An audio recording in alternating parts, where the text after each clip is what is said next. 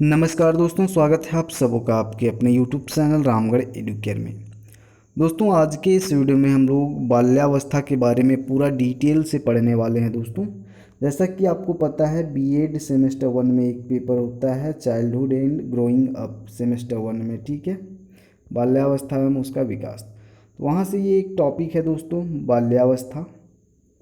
तो बाल्यावस्था के बारे में हम लोग यहाँ डिटेल जानकारी लेने वाले हैं। और आपको अगर एग्ज़ाम में बीएड का जो सेमेस्टर 1 का एग्ज़ाम होगा उसमें अगर क्वेश्चन बाल्यावस्था से रिलेटेड पूछा जाएगा तो आपको आंसर कैसे करना है, सारी चीज़ें बहुत ही अच्छे से। दोस्तों, बाल्यावस्था क्या होता है, बाल्यावस्था की परिभाषाएं और विशेषताएं, सबसे इम्पोर्टेंट है कि बाल्यावस्था जो स्टेज होता है इसमें कौन कौन सी विशेषताएं होती हैं।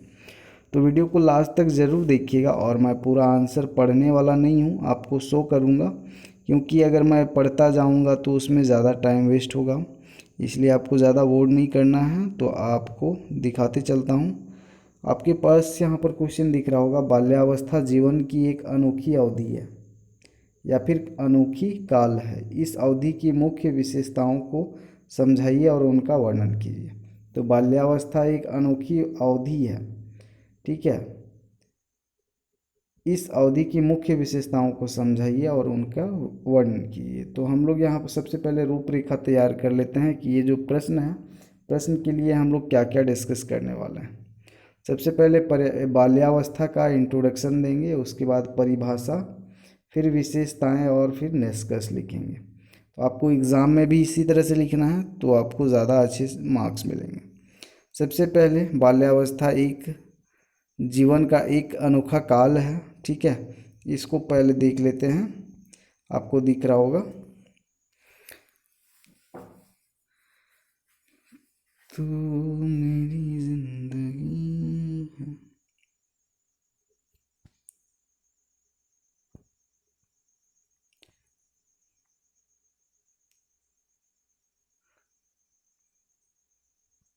तो दोस्तों, ये इंट्रोडक्शन पार्ट ख़त्म हो गया।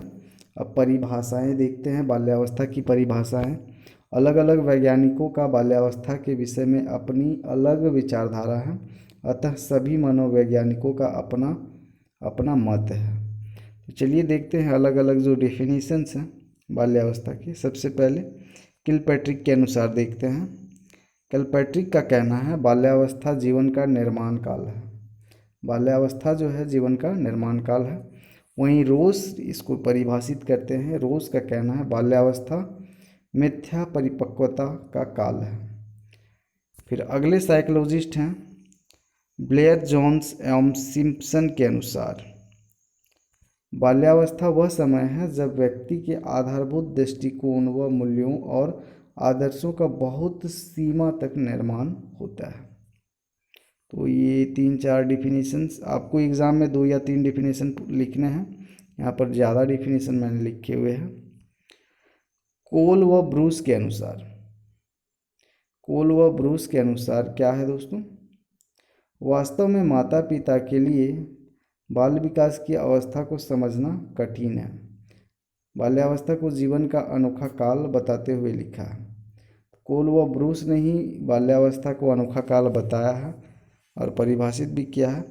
कुप्पुस्वामी के अनुसार इनका भी डिफिनेशन है, इस अवस्था में बालकों में अनेकों परिवर्तन होते हैं। उदाहरणार्थ 6 वर्ष की आयु में बालक का स्वभाव बहुत उग्र होता है और वह लगभग सभी बातों का उत्तर न या नहीं में देता है।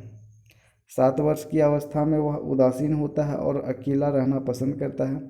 8 वर्ष की आयु में उनमें अन्य बालकों से सामाजिक संबंध स्थापित करने की भावना प्रबल होती है। 9 से 12 वर्ष तक की आयु में विद्यालयों में इसके लिए कोई आकर्षण नहीं रह जाता। वह कोई नियमित कार्य न करके कोई महान और रोमांचकारी कार्य करना चाहता। अब बाल्यावस्था की विशेषताएं, जब आप आंसर लिखोगे एग्ज़ाम में तो आप इस तरह से अपना क्रिएटिविटी दिखा सकते हो। यहाँ बाल्यावस्था की जो मुख्य विशेषताएं हैं उनको यहाँ पर एक ट्री के माध्यम से दिखाया गया है, ठीक है। तो कौन कौन सी विशेषताएं हैं जल्दी जल्दी से देख लेते हैं। सबसे पहला जो विशेषता है शारीरिक व मानसिक विकास। तो किस तरह से होता है यहाँ पर लिखा हुआ है, आप पढ़ सकते हो या फिर स्क्रीनशॉट ले सकते हो पॉज करके। नेक्स्ट है जिज्ञासा की प्रबलता। दूसरी व्यवस्था विशेषता है जिज्ञासा की प्रबलता। तीसरी विशेषता है वास्तविक जगत से संबंध। और चौथी है रचनात्मक कार्यों में आनंद। अगली विशेषता है नैतिक गुणों का विकास। अगला है बहिर्मुखी व्यक्तित्व का विकास। ये जो विशेषताएं आप देख रहे हो बाल्यावस्था की विशेषताएं हैं। संग्रह करने की प्रवृत्ति, निरुद्देश्य भ्रमण करने की प्रवृत्ति। नेक्स्ट है सामूहिक खेलों में रुचि। रुचियों में परिवर्तन। आप इस तरह से निष्कर्ष लिख सकते हो, ठीक है। निष्कर्ष यहाँ कुछ लंबा लिखा हुआ है, तो निष्कर्ष जो होगा आपका 3 या 4 लाइन में कंप्लीट हो जाना चाहिए, ज़्यादा लंबा ज़रूरी नहीं है।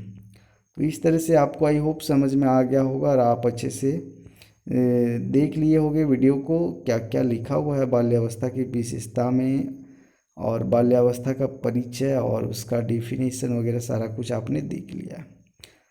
तो मिलते हैं अगले वीडियो के साथ में, तब तक के लिए धन्यवाद।